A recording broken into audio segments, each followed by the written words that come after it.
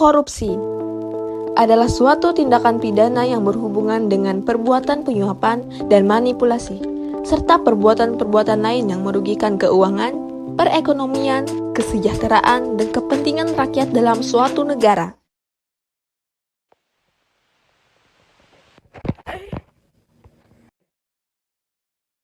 Hai, mari sini aku kenalkan ada dua faktor yang menyebabkan korupsi. Yang pertama yaitu adalah faktor eksternal. Faktor eksternal ini adalah faktor yang terjadi karena adanya pengaruh dari pihak luar atau lingkungan. Kemudian yang kedua yaitu adalah faktor internal. Faktor internal ini adalah faktor yang berasal dari dalam diri seseorang atau individu. Nah, faktor internal ini sangat ditentukan oleh kuat atau tidaknya nilai-nilai anti korupsi yang terdapat dalam diri seseorang atau individu. Oleh karena itu, nilai-nilai anti korupsi sangat penting untuk kita tanamkan dan implementasikan dalam kehidupan sehari-hari. Tujuannya untuk apa? Tujuannya untuk membentengi diri kita agar terhindar dari perilaku korupsi.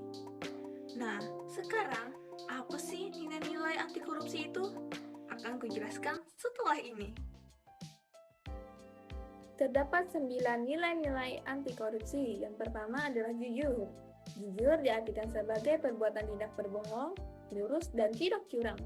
Kejujuran merupakan nilai dasar yang menjadi landasan utama bagi penegakan integritas diri seseorang. Perilaku mencontek, titip absen merupakan bentuk ketidakjujuran. Persoalan ketidakjujuran tersebut merupakan suatu hal yang mengkhawatirkan dan perlu perhatian yang serius. Kemudian yang kedua adalah peduli. Peduli berarti memperhatikan adanya perasaan iba atau simpati.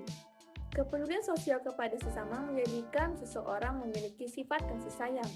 Individu yang memiliki jiwa sosial yang tinggi akan memperhatikan lingkungan sekelilingnya, di mana masih banyak terdapat orang yang tidak mampu, menderita, dan membutuhkan uluran tangan.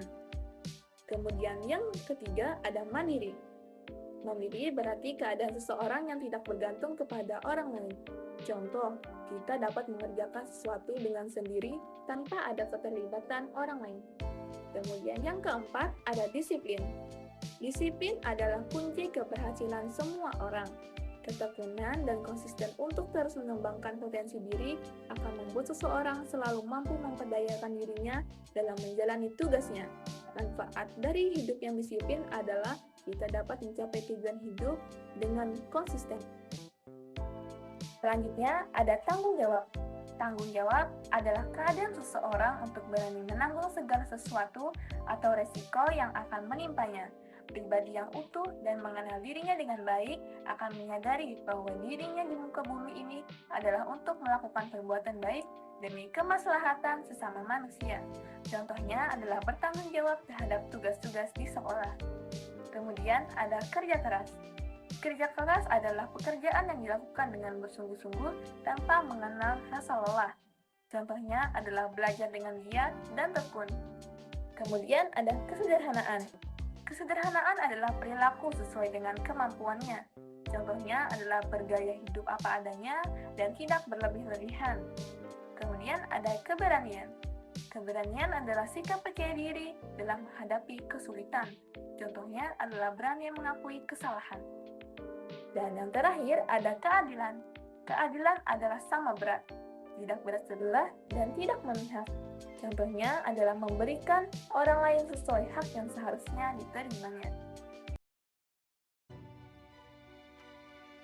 Tutup peluang terjadinya korupsi. Dengan bersatu padu, kita bisa mencegah budaya maling yang menyengsarakan negeri ini. Bersama kita bisa melawan korupsi, wujudkan Indonesia yang maju dan sejahtera. Audio Jungle.